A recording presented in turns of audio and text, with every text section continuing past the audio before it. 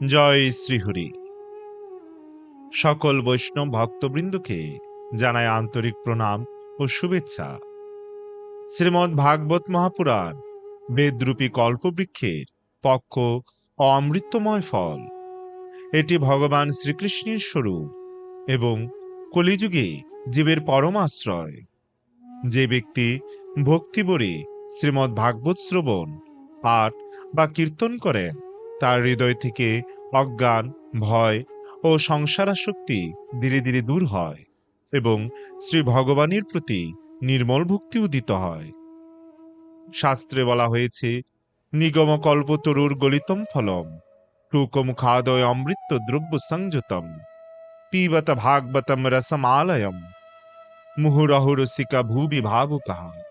অর্থাৎ বেদরূপ কল্পবৃক্ষের পক্কফল হল শ্রীমদ্ ভাগবত। শ্রী সুখদেব গোস্বামীর মুখ নিঃসৃত হওয়ায় এটি আরো অমৃতময় হয়ে উঠেছে।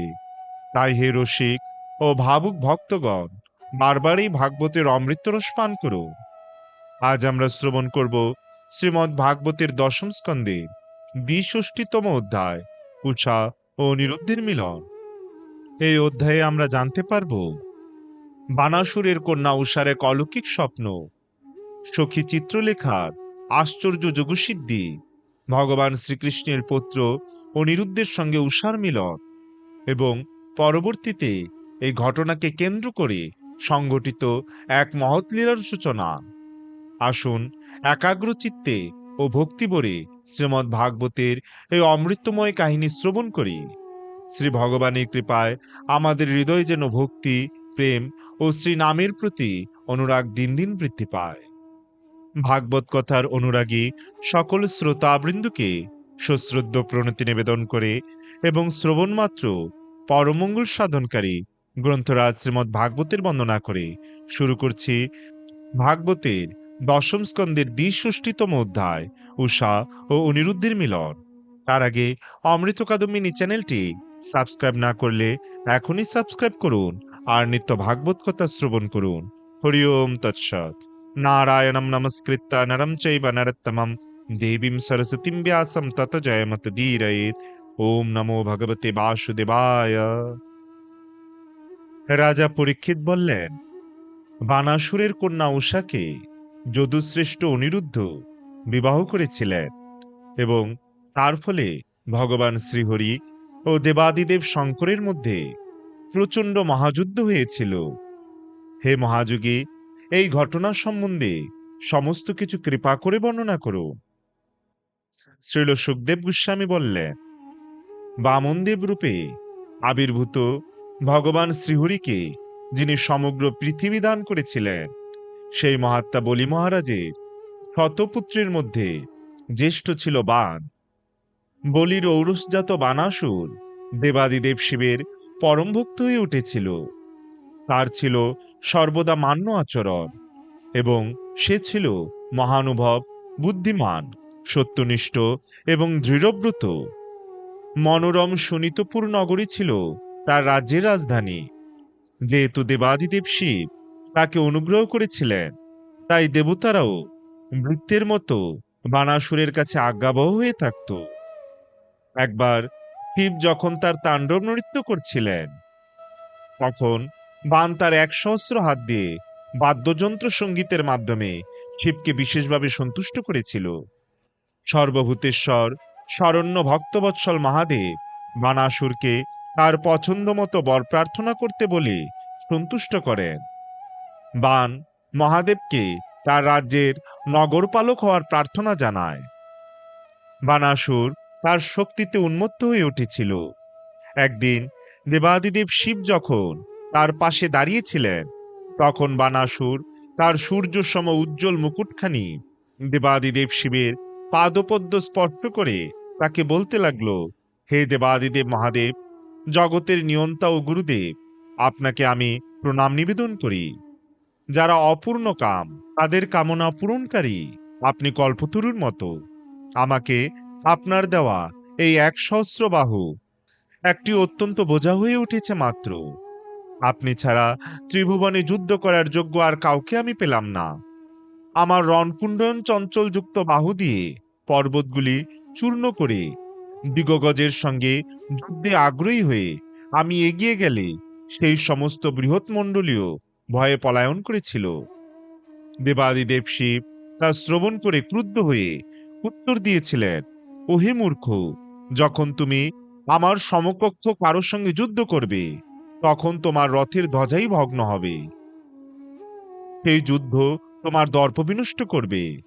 এইভাবে উপদেশ লাভ করে নির্বোধ বানাসুর খুশি হয়েছিল। হে রাজন, তখন দেবাদিদেব গিরিশ সেই মূর্খের শক্তি বিনাশের যে ভবিষ্যৎবাণী করেছিলেন তার প্রতীক্ষা করার জন্য গৃহে গমন করল। একটি স্বপ্নের মতো বানের কন্যা উষার সঙ্গে প্রদ্যুম্নের পুত্রের এক প্রণয়োদ্দীপক সাক্ষাৎ হয়েছিল। যদিও উষা প্রেমিককে ইতিপূর্বে কখনো দেখেনি বা তার কথা শোনেনি, উষা তার স্বপ্নের মাঝে তার কান্ত পুরুষের দর্শন থেকে বঞ্চিত হয়ে সহসা তার সখীদের মাঝখানে জেগে উঠে, হে কান্ত, আপনি কোথায় বলে ক্রন্দন করে অত্যন্ত বিহ্বলা ও লজ্জিত হয়েছিলেন। কুমাণ্ড নামে বানাসুরের এক মন্ত্রী ছিল, যার কন্যা চিত্রলেখা ছিল উষার সখী। সে গভীর কৌতূহলের সঙ্গে তার সখীকে জিজ্ঞাসা করল, হে মনোরম ভ্রু সম্পূর্ণ সুন্দরী, তুমি কাকে অন্বেষণ করছো? তুমি কোন কামনা অনুভব করছো? এখনো পর্যন্ত হে রাজকন্যা কোনো পুরুষকে তোমার পানি গ্রহণ করতে তো দেখিনি। উষা বললেন, স্বপ্নে আমি একজন শ্যামবর্ণ কমলনয়ন পীতবসন পরিহিত ও বলশালী বাহু সমন্বিত পুরুষকে দর্শন করেছিলাম। তিনি যেন ঠিক রমণীর হৃদয় স্পর্শ করেছিলেন। আমি সেই প্রেমিককে অন্বেষণ করছি। আমাকে তার অধরের মধুপান করিয়ে সে কোথাও চলে গেছে এবং এইভাবে সে তার জন্য প্রচন্ড লালায়িত করে দিয়ে আমাকে দুঃখের সাগরে নিক্ষেপ করে গেছে। চিত্রলেখা বলল, আমি তোমার দুঃখ দূর করব। যদি ত্রিভুবনে তাকে কোথাও পাওয়া যায় তবে তোমার হৃদয় হরণকারী সেই ভাবী স্বামীকে আমি এনে দেব। আমাকে দেখিয়ে দাও সে কে। এই কথা বলে চিত্রলেখা দেবতা, গন্ধর্ব, সিদ্ধ, চারণ, কন্যক, দৈত্য, বিদ্যাধর, যক্ষ ও নানা মানুষের ছবি যথাযথভাবে আঁকতে শুরু করলো।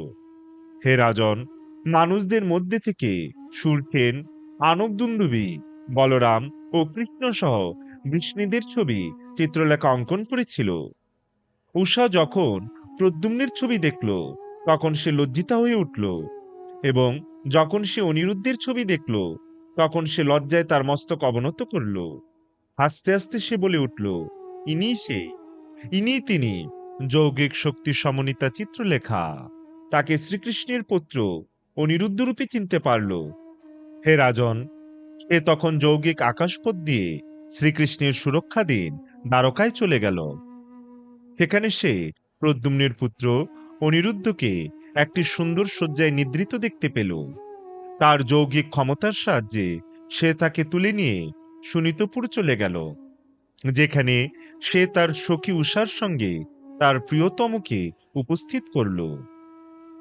উষা যখন মানুষের মধ্যে পরম সুন্দর তাকে দর্শন করল, তার মুখমণ্ডল আনন্দে উজ্জ্বল হয়ে উঠল।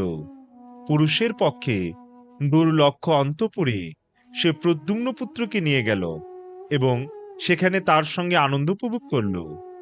উষা অনিরুদ্ধকে মাল্য, গন্ধ, ধূপ, দীপ, আসন ইত্যাদির সঙ্গে অমূল্য বসন নিবেদন করে বিশ্বস্ত সেবার সঙ্গে তার পূজা করেছিলেন। তিনি তাকে বিবিধ পানীয়, সকল ধরনের খাদ্য ও সুমিষ্ট বাক্য নিবেদন করলেন। এইভাবে তিনি যখন কুমারীদের আবাসে দৃঢ়ভাবে অবস্থান করছিলেন তখন অনিরুদ্ধ দিনের পর দিন অতিবাহিত হওয়া লক্ষ্যই করেননি, কারণ তার জন্য নিরন্তর বিকশিত উষার অনুরাগে তার ইন্দ্রিয়াদি আবিষ্ট হয়েছিল। স্ত্রীরক্ষীরা ঘটনাচক্রে সন্দেহাতীতভাবে প্রণয় সম্বন্ধ লাভের লক্ষণাদি উষার মধ্যে দেখেছিল। তিনি তার কুমারী ব্রত লঙ্ঘন করে যদু বীরের কাছে উপভুক্তা হয়ে দাম্পত্য সুখের সকল চিহ্ন বহন করেছিলেন। রক্ষীরা বানাসুরের কাছে গিয়ে তাকে বলেছিল, হে রাজা, আমরা আপনার কন্যার মধ্যে কুলদোষযুক্ত অনুপযুক্ত আচরণগুলি লক্ষ্য করছি। কখনো আমাদের স্থান ত্যাগ না করে আমরা যত্ন সহকারে তার উপর লক্ষ্য রাখছিলাম। হে প্রভু, তাই আমরা বুঝতে পারছি না কিভাবে সেই কন্যা, যাকে কোনো পুরুষ দর্শন করতে সমর্থ নয়, সে প্রাসাদের মধ্যেই দূষিতা হলেন। তার কন্যার কলুষতা সম্পর্কে শ্রবণ করে অত্যন্ত উত্তেজিত বানাসুর সত্তর কন্যার আবাসে পৌঁছল। সেখানে সে যদুশ্রেষ্ঠ অনিরুদ্ধকে দেখতে পেল।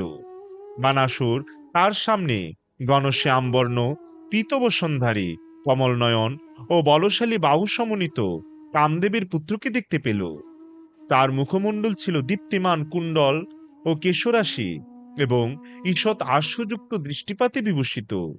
তিনি যখন তার পরম মঙ্গলময় প্রিয়ার সম্মুখে উপবেশন এবং অক্ষক্রীড়া করছিলেন, তখন তার দুই বাহুর মধ্যে ঝুলছিল বসন্তকালীন মল্লিকা ফুলের মালা, যা তিনি যখন তাকে আলিঙ্গন করেছিলেন তখন তার স্তনের কুমকুমে অনুলিপ্ত হয়েছিল। বানাসুর এই সব লক্ষ্য করে বিস্মিত হল। বানাসুরকে বহু সশস্ত্র প্রহরী দিয়ে প্রবেশ করতে দেখে অনিরুদ্ধ তার লৌহ গদা উত্তোলন করলেন এবং যে তাকে আক্রমণ করবে তাকে আঘাত করার জন্য প্রস্তুত হয়ে দৃঢ়ভাবে দাঁড়িয়ে রইলেন। তাকে দণ্ডধারী স্বয়ং যমের মতো মনে হচ্ছিল। চতুর্দিক থেকে প্রহরীরা যখন তাকে ধরবার চেষ্টায় অগ্রসর হলো, তখন কোনো শূকর দলের নেতা যেমন কুকুরদের তাড়িয়ে নিয়ে যায়, ঠিক তেমন ভাবে অনিরুদ্ধ তাদের আক্রমণ করলেন। তার আঘাতে প্রহরীরা তাদের ভাঙা মাথা আর হাত পা নিয়ে তাদের প্রাণভয়ে দৌড়াতে থাকলো এবং প্রাসাদ থেকে পালিয়ে গেল। কিন্তু অনিরুদ্ধ বানের সৈন্যবাহিনীকে আঘাতে বিনষ্ট করা সত্ত্বেও বলির সেই বলশালী পুত্র ক্রুদ্ধ হয়ে তাকে তার যৌগিক নাগপাশে আবদ্ধ করল। উষা যখন অনিরুদ্ধের বন্দী হওয়ার কথা শুনলেন, তখন তিনি শোকে ও বিষাদে বিহ্বলা হলেন। তার দু চোখ অশ্রুপূর্ণ হল এবং তিনি কাঁদছিলেন। ওম তৎসৎ ইতি শ্রীমন মহর্ষি ব্যাসদেব প্রণীত পারমহংসী সংহিতা শ্রীমদ্ ভাগবত মহাপুরাণের দশম স্কন্দের ৬২তম অধ্যায় এখানেই সমাপ্ত। পরবর্তীতে আমরা শ্রবণ করব শ্রীমদ্ ভাগবতের দশম স্কন্দের ৬৩তম অধ্যায়, ভগবান শ্রীকৃষ্ণের সঙ্গে বানাসুরের যুদ্ধ। তাই সবাইকে পরবর্তী ভিডিও দেখার আমন্ত্রণ রইল।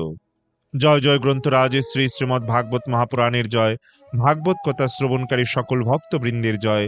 জয় শ্রীকৃষ্ণ চৈতন্য প্রভু নিত্যানন্দ, শ্রী অদ্বৈত গদাধর শ্রীবাসাদি শ্রী গৌর ভক্তবৃন্দ।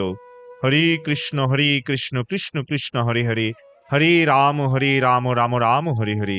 জয় শ্রী হরি।